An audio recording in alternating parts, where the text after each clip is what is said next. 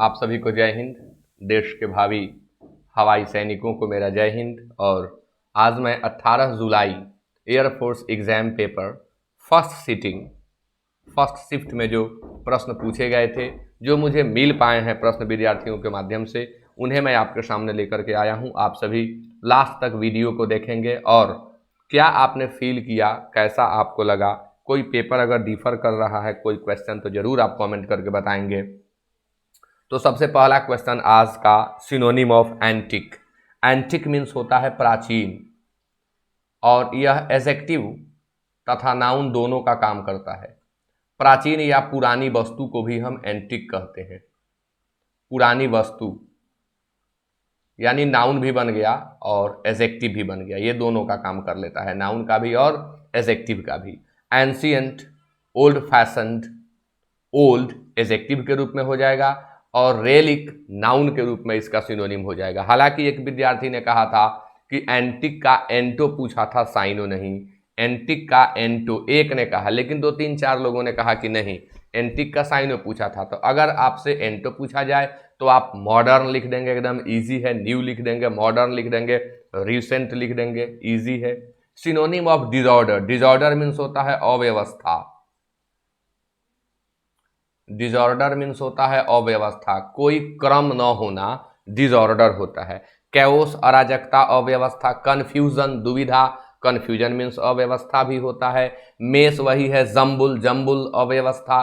And डिसहेवलमेंट यानी चीज़ों को क्रम में नहीं रखना, वो डिसहेवल्ड कहलाता है, अव्यवस्थित। और जब नाउन बनाएंगे तो डिसहेवलमेंट हो जाता है। अब प्रश्न है तीसरा, antonym of shallow. Shallow means होता है छिछला। शैलो मीन्स होता है छिछला। शैलो मीन्स होता है ऊपरी। आंसर इसका प्रोफाउंड होगा और डीप होगा, जिसका हिंदी होगा गहरा।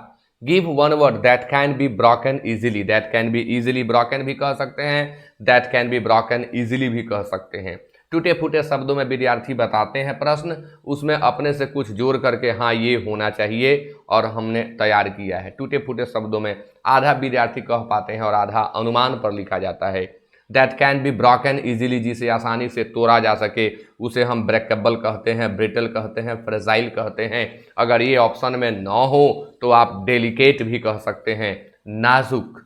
भंगूर, जो इजीली टूट जाए वो भंगूर होता है। तो ब्रेकेबल, ब्रिटल, फ्रेजाइल सबका अर्थ होता है भंगूर। Now it is 5 here and common errors. Neither he nor his brothers. अब neither he nor his brothers का इजी पैटर्न है कि नाइदर के बाद एक सब्जेक्ट होता है, नॉर के बाद एक सब्जेक्ट होता है, और आप जो वर्ब यूज करते हैं वो सेकंड सब्जेक्ट अनुसार यूज करते हैं। या हम इसको दूसरे तरीके से ऐसे कहें कि वर्ब अपने नज़दीकी सब्जेक्ट के अनुसार होता है, यानी यहाँ वॉज नहीं होगा, वर होगा। एडजेक्टिव ऑफ फ्यूरी पूछा गया था, फ्यूरी का एडजेक्टिव फ्यूरियस होगा। फ्यूरी से फ्यूरियस एडजेक्टिव बनेगा। कितना सिंपल प्रश्न था। फ्यूरी मीन्स गुस्सा होता है, फ्यूरी मीन्स आक्रोश होता है, फ्यूरी मीन्स कहर होता है, कहर। अब फ्यूरियस करेंगे तो उसका एडजेक्टिव बन जाएगा। Choose the word which is spelt incorrectly. वह शब्द बताएं जो इनकरेक्ट स्पेल्ट है इसमें। कंप्राइजिंग बिल्कुल करेक्ट है। कंप्राइज मीन्स होता है से मिल कर बना होना, बिल्कुल करेक्ट है। बारगेनिंग बिल्कुल करेक्ट है। बारगेनिंग मोल भाव करना, बार्गेन से बारगेनिंग बना। कमांडर बिल्कुल करेक्ट है। इंथुजियाज्म गलत है, आंसर होगा डी। अब ये हो सकता है परीक्षा में ए में पूछा गया हो, बी में पूछा गया हो, बट ये प्रश्न आया ही था। इंथुजियाज्म, इंथुजियाज्म होता है, दोनों जगह एस होता है। सी दे करके पूछा गया था, तो 7 का आंसर डी होगा। 8 में प्रेपोजिशन था, बहुत ही सिंपल फिलर प्रेपोजिशन से था। She is senior dash me, तो she is senior to me होगा। He was devoted dash his duties, वह अपने कर्तव्यों के प्रति समर्पित था, लगा हुआ था। तो डिवोटेड के साथ भी प्रेपोजिशन टू लगता है, बहुत ही सरल प्रेपोजिशन दिया गया था। This is the first time that I dash this story. जब भी वाक्य में मैं बताता हूं हमेशा अपने विद्यार्थियों को first time, second time, third time, fourth time करके अगर स्ट्रक्चर आपको मिले तो उस वाक्य में आप प्रेजेंट परफेक्ट टेंस अर्थात हैज, हैव, V3 का प्रयोग करें। सब्जेक्ट आपका आई है यहाँ, इसलिए हैव हर्ड होगा।